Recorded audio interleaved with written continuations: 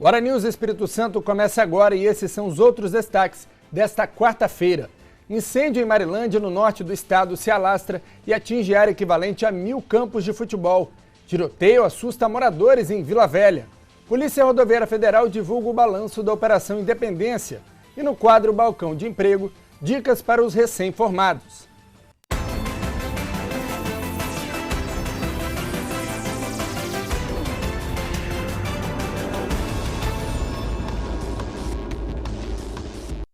Há 3 dias, um incêndio se alastra por uma área de mata nativa em Marilândia, na região norte do Espírito Santo.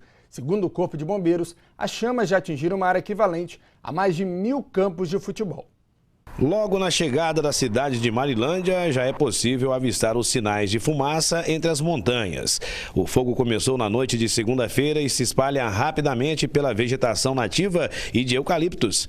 Para se ter uma ideia da dimensão da área destruída, a Defesa Civil estima que essa área queimada seja maior que 1.000 campos de futebol. Equipes do Corpo de Bombeiros, Defesa Civil e voluntários das fazendas estão reunindo esforços para controlar o incêndio, que já dura 3 dias. O fogo chegou próximo a residências na região e atingiu algumas plantações. Os caminhões do Corpo de Bombeiros não chegam nas áreas mais atingidas. Um helicóptero está ajudando no combate aéreo. Está em área de mata fechada, por isso que foi solicitada a aeronave para nos apoiar hoje jogando Bambi, jogando aquelas bolsas d'água. Estamos focando a mata fechada para não deixar passar para a propriedade do pessoal aqui da cidade de Marilândia, só que nós vamos combater até às 18 horas, enquanto a aeronave puder voar, e também vamos colocar um pessoal por terra. Mas o serviço não promete terminar hoje, possivelmente vai iniciar um combate amanhã no início do dia também. Depois de muito trabalho e muita dificuldade, a nossa equipe de reportagem conseguiu chegar aqui nesse local, onde dá para perceber que é um dos locais mais críticos dessa situação. Muita área já queimada, inclusive ao lado de algumas propriedades, e nós temos aqui, bem perto, aqui no outro lado, no lado oposto, nesse morro aqui à esquerda, mais um foco de incêndio. E agora também começa a ventar muito, o que pode prejudicar o trabalho dos bombeiros e facilitar, infelizmente, que o fogo se espalhe por outros locais. Diante de tanta destruição, a preocupação da população é que o fogo atinja mais plantações e aumente o prejuízo dos produtores. O problema é mais preocupado é com as lavouras em volta. Se o fogo pular, já deu prejuízo para um monte de vizinho nosso aqui. E se continuar do jeito que está aí, vai queimar mais ainda, né? Espalhou em algumas propriedades. A cidade de Marilândia ainda está distante, né? A nossa ideia é combatê-lo aqui antes que ele comece a se aproximar da cidade, mas ainda está distante e vamos combatê-lo antes disso. Segundo o Corpo de Bombeiros, 90% do incêndio já foi controlado. A expectativa é que o fogo seja 100% extinto até o início desta quinta-feira. Um tiroteio assustou moradores em Itapuã, Vila Velha. Foram disparados cerca de 20 tiros em direção a um carro. O motorista e o carona ficaram feridos. Na avenida onde o crime aconteceu, moradores e comerciantes estão com medo.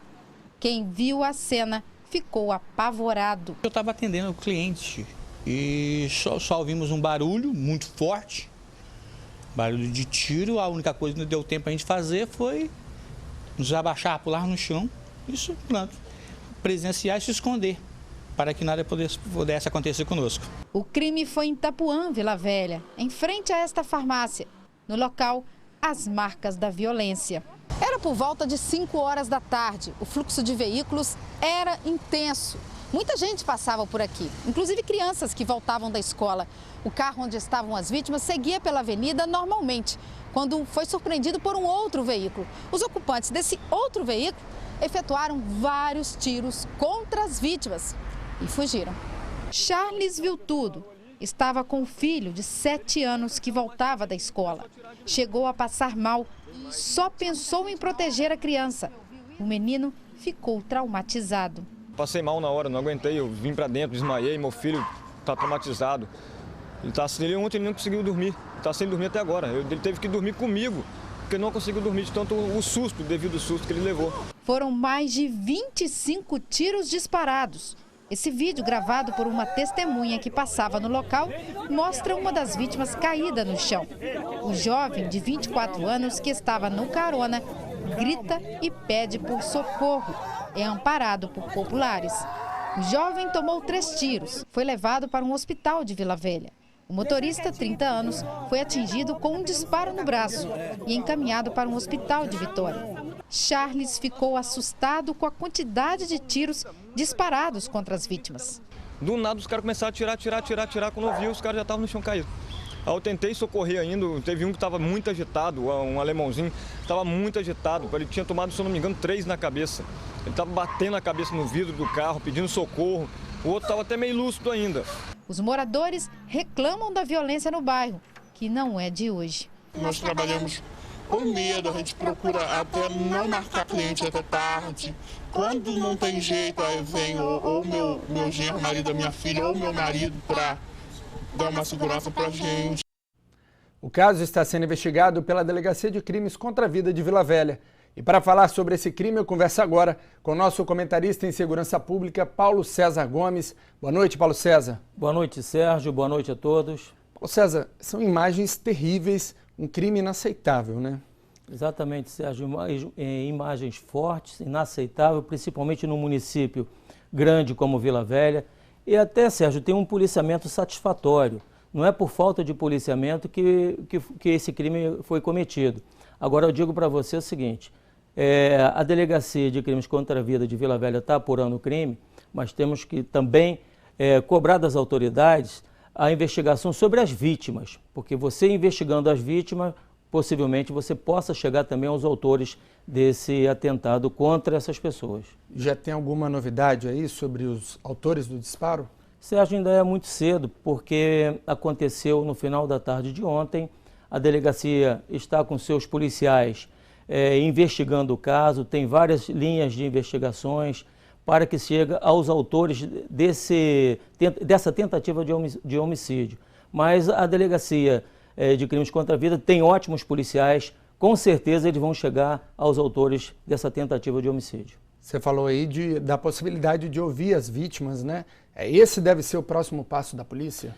Olha, Sérgio, não é só ouvir as vítimas, é também investigar as vítimas, porque através das investigações, das investigações sobre as vítimas, você pode chegar aos autores. Não sabe se elas estão envolvidas com um outro crime, o crime de tráfico, ou enfim, vários outros tipos de ilícito penal que possa até te dar uma direção para a investigação. Paulo César, no final de maio nós tivemos um crime parecido aqui em Vitória, na Enseada do Soar. Um empresário foi baleado e morreu. E esse é um crime que a gente vê como os bandidos eles estão ousados, não é isso? Em plena luz do dia, vários tiros. Os bandidos hoje, Sérgio, eles não temem a justiça, não temem a polícia, agem tranquilamente nas vias urbanas da Grande Vitória. Essa situação é fato, Sérgio, porque o policiamento em determinadas regiões ele é precário. É precário, em Vila Velha tem até um contingente bom da Guarda Municipal, da Polícia Militar, pelo seu 4º Batalhão da Polícia Militar, mas só que nesses casos é difícil o órgão público da segurança pública intervir, fazer com que isso não aconteça. É um tipo de crime que é praticamente impossível de prevenir, né? Não há condições de você prever como adivinhar essa situação. Fica difícil para a área policial. Mas o importante é apurar agora quem foram os autores desses disparos contra essas pessoas. Mas também deixo claro que as vítimas terão que ser investigadas, porque as vítimas deram causa exatamente a esses disparos contra a sua situação, né? Então, se você é alvejado, se você tem um atentado contra a sua pessoa, logicamente você faz parte de alguma situação que descontentou algum grupo ou grupos criminosos. Agora, Paulo César, a população, os comerciantes, a gente viu na reportagem, estão reclamando muito da segurança em Itapuã. O que a polícia pode fazer naquela área? Bom, Sérgio, em Itapuã existe uma situação difícil de ser controlada, porque Itapuã é um bairro, não é tão grande, mas nos adjacentes existem determinadas comunidades envolvidas com o tráfico de entorpecentes. E ali eles saem dessas regiões e cometem crime lá em Itapuã. Não é o bairro de Itapuã que seja violento, mas a Polícia Militar tem que reforçar o seu policiamento nessa região, porque é a região onde tem maior alvo dos criminosos lá em Vila Velha. Tá certo. Paulo César Gomes, eu agradeço a sua presença aqui no Hora News. Ok, Sérgio, uma boa noite a todos. Boa noite.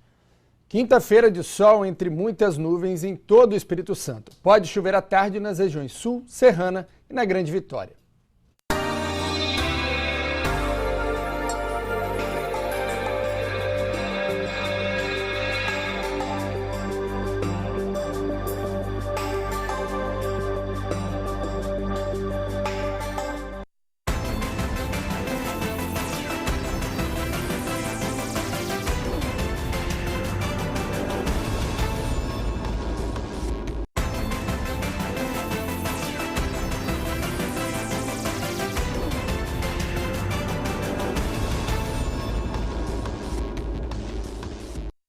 Segundo o balanço divulgado pela Polícia Rodoviária Federal, durante o feriado foram registrados 50 acidentes nas BRs que cortam o Espírito Santo. 2 pessoas morreram.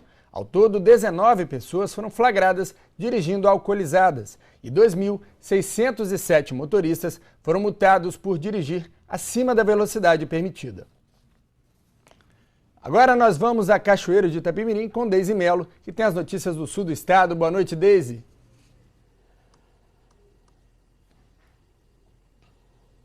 Boa noite, Sérgio. Em Castelo, no sul do estado, uma escola agrícola oferece estrutura e tecnologia para que os alunos apliquem na prática o que se aprende na sala de aula. Leitura brasileira. Eu gosto de aventura. Romance. Maria Eduarda, Isabel e Amanda são exemplos de adolescentes apaixonadas por literatura. A preferência pelo tipo de obra pode ser diferente, mas o gosto pela leitura no papel é igualmente contagiante. O computador praticamente não explica. Aí no livro explica mais. Aí a gente aprende a ler, nós aprende sobre romance, nós aprende várias coisas. Quando a gente lê, a gente pensa que a gente está dentro da história e a gente começa a aprender coisas novas, interessantes. As 3 moram no mesmo bairro e o gosto pela leitura foi incentivado nesta biblioteca, montada na comunidade por um médico que um dia resolveu investir em literatura. Olha, eu sou formado em escola pública, a vontade que eu sempre tive. Então eu queria fazer alguma coisa voltada para o jovem mais carente, tá? E uma coisa que com o tempo todos pudessem usar.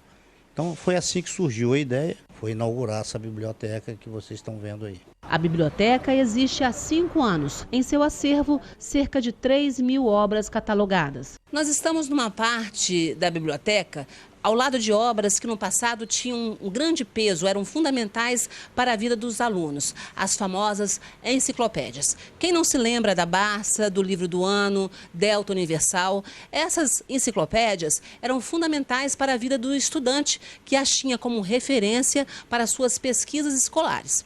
A busca pelas enciclopédias nos dias de hoje diminuiu devido ao advento da internet.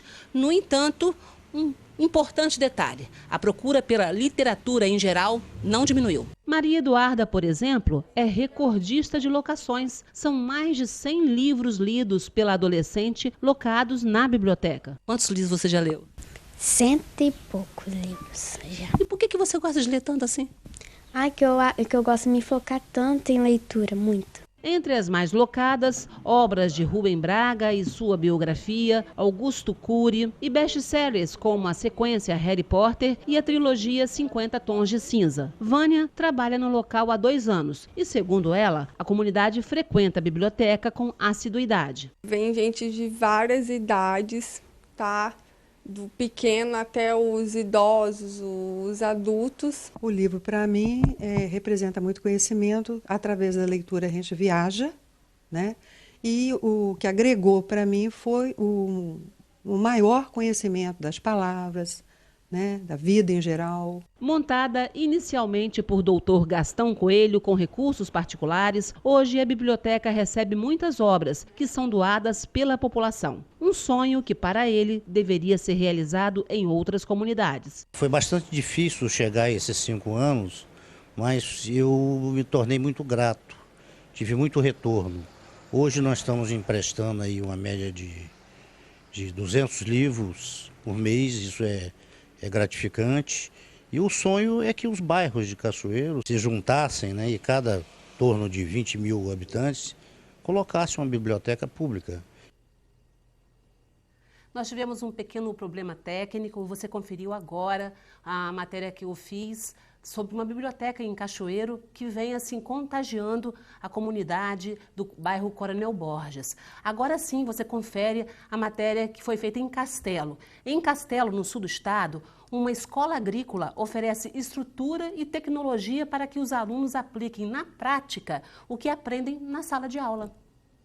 A escola fica nessa comunidade de Ribeirão do Meio, a 9 quilômetros da sede do município. Aqui estudam 125 alunos. Essa escola é de muita importância para o município, não só para o município, mas também para a região. Então, ela iniciou a proposta dessa escola, uma educação voltada especificamente para os agricultores, homem do campo, uma educação do campo de qualidade.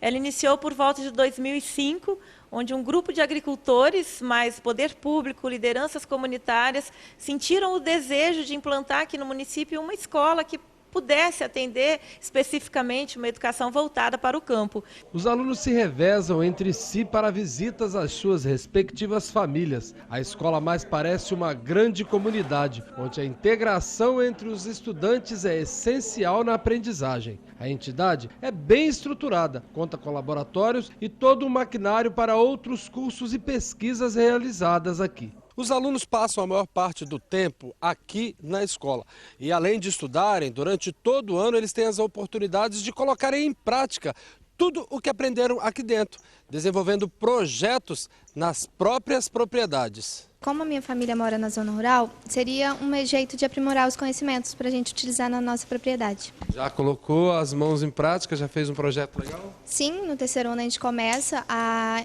desenvolver o projeto e no quarto ano a gente põe em prática. Meu projeto é de permacultura e estou desenvolvendo. Estamos no laboratório. Aqui são feitas experiências como a análise do solo, da qualidade da água, a umidade do solo, entre outras atividades. E para melhorar ainda mais a qualidade das pesquisas, a escola recebeu 10 novos equipamentos como esses. Esses aparelhos foram adquiridos, graças a um projeto que nós fizemos, junto aos nossos técnicos aqui responsáveis aqui na escola. Então esse projeto foi enviado à Secretaria Estadual de Agricultura, e essa nossa escola foi contemplada com a aquisição desses aparelhos. Você pode estar fazendo mais pesquisas, utilizando mais equipamentos sofisticados e melhorados um pouco, que a escola não tinha. Isso só agrega valor à escola. Sérgio, nós ficamos por aqui com os destaques do sul do estado. Uma boa noite e até amanhã. Obrigado, Deise. Até amanhã.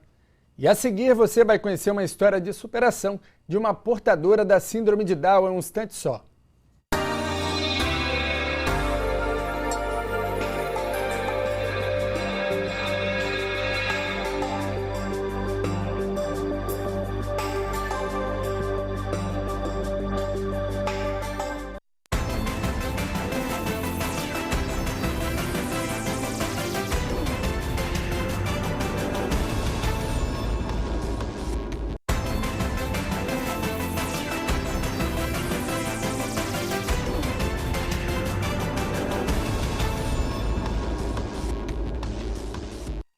Essa semana a Vitória completou 464 anos e os desafios da capital capixaba são o tema da nossa enquete da semana.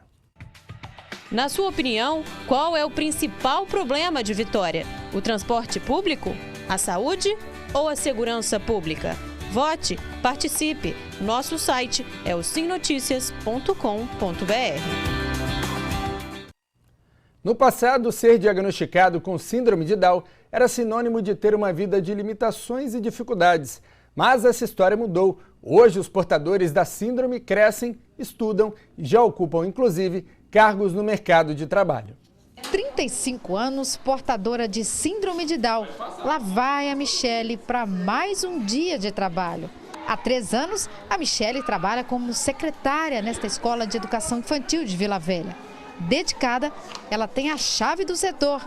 É a primeira a chegar. Contar de criança, entregar chamada, contar bilhete, alguma coisinha. A Michele é extremamente dedicada, é o profissional, a primeira que chega na escola, ciumenta com a parte que é qualificada a ela.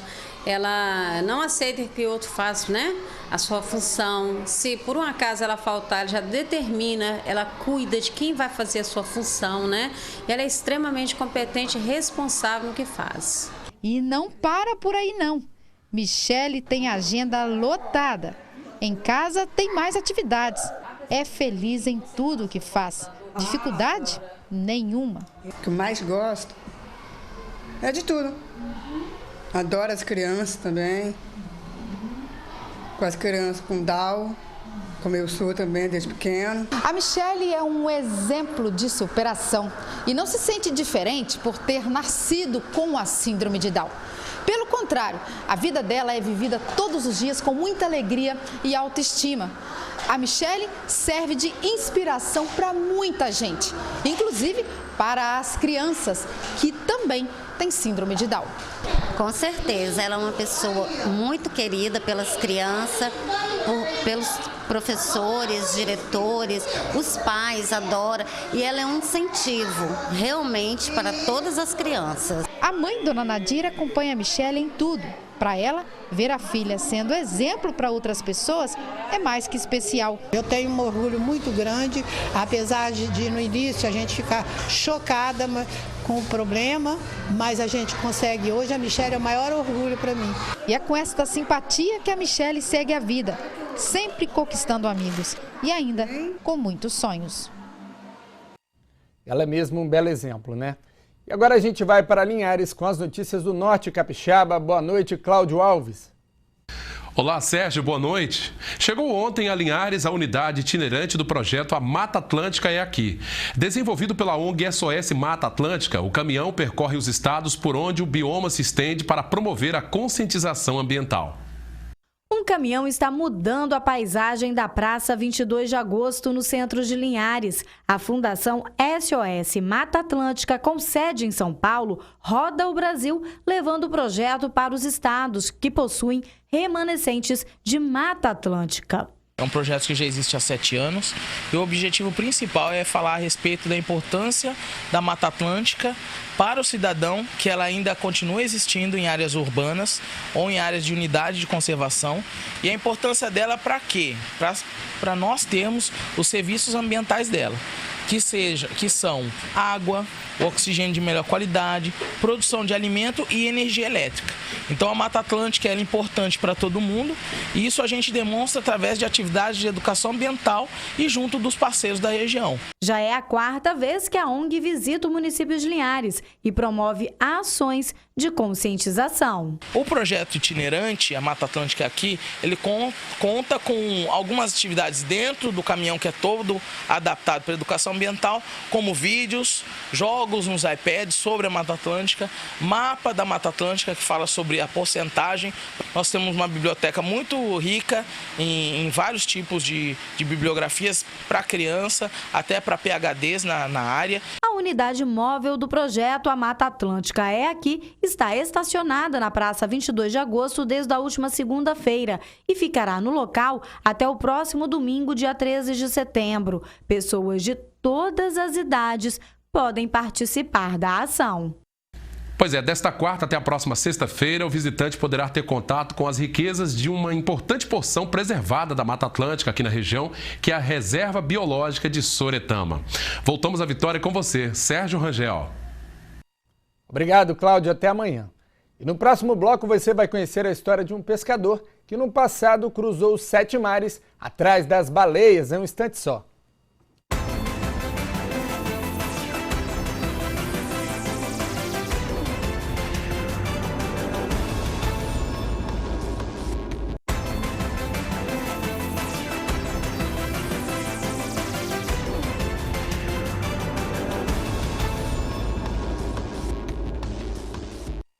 A gente continua nosso giro pelo interior e agora a gente vai para Anchieta com as notícias do litoral sul capixaba. Boa noite, Anselmo Scandiani. Boa noite, Sérgio. Boa noite para você que acompanha o nosso telejornal. Você vai conhecer hoje a história de um pescador de baleias. E não é papo de pescador não, viu? Ele já cruzou os 7 mares, indo do Rio de Janeiro até o Japão de barco, em uma viagem de 45 dias. Ele caçava e abatia cerca de 5 baleias por semana. Esta é a história de seu Abílio Cipriano Barbosa, um ex-caçador de baleia, que nos conta a sua história. Olha, eu comecei a vida do mar para pesca direto com 16 anos. Pescava todo tipo de peixe. Depois, quando aparecia a baleia, no mês de agosto, a gente procurava matar a baleia, até novembro. De novembro ela ia embora. Os números das pescarias são impressionantes. A baleia normal dessa, ela pesa 40 mil quilos. Só a língua pesa 7 mil quilos. E tudo ali dá óleo, né? A carne e os ossos, a gente queimava ele para fazer adubo, fazer farinha para fazer adubo. Uma baleia dessa dá 6 mil litros de óleo. Ele completou 89 anos e se recorda com saudade do tempo em que vivia no mar em busca das baleias. Nós éramos numa baleeira, a remo, 6 homens. 4 no remo e o arpoador na proa e o timoneiro na popa. Em 1985, com a proibição da pesca de baleia, seu Abílio se dedicou a pescar outros peixes. Pescava todo tipo de peixe, né? Pescava anchova, tainha, curvina, arraia, bagre, todo tipo de peixe. Hoje, seu Abílio descansa em sua casa, que fica na pacata Vila de Pescadores, na praia de Paraty, em Anchieta. E só para lembrar, a pesca da baleia é proibida em todo o território nacional. Voltamos ao estúdio. É com você, Sérgio. Obrigado, Anselmo. Até amanhã. Agora a gente fala de mercado de trabalho no nosso quadro Balcão de Emprego, sempre com dicas importantes para você.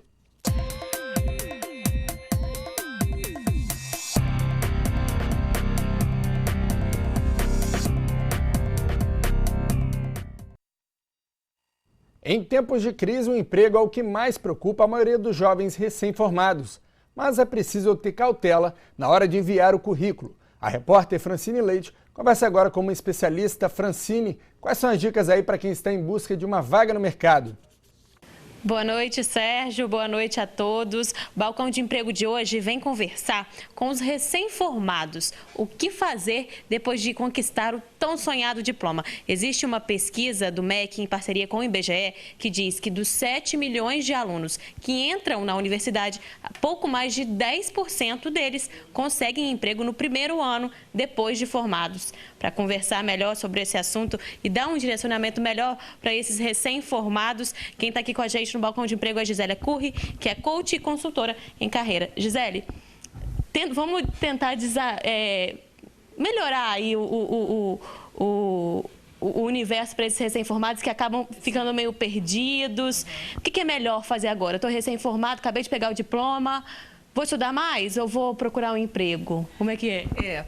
O que acontece com o profissional quando ele é recém-formado primeiro, tinha uma ação que ele deveria ter tomado até antes de entrar na faculdade, né? Se não durante o decorrer da vida dele universitária, que é uma coisa chamada planejamento. E planejar a carreira hoje não é tão simples. As pessoas não sabem como fazer esse planejamento. Então, para que a pessoa, depois de formada, consiga ter uma boa visibilidade e se recolocar de forma até mais rápida, ela precisa organizar as suas metas, né? O que eu vou fazer, né? O meu curso, o curso que eu resolvi entrar, como é que ele está no mercado de trabalho, né? Essa falta de visão do mercado de trabalho dificulta muito esse estudante. Então, a primeira ação é ter esse planejamento. Quais são minhas competências? O meu curso, como é que ele está no mercado de trabalho?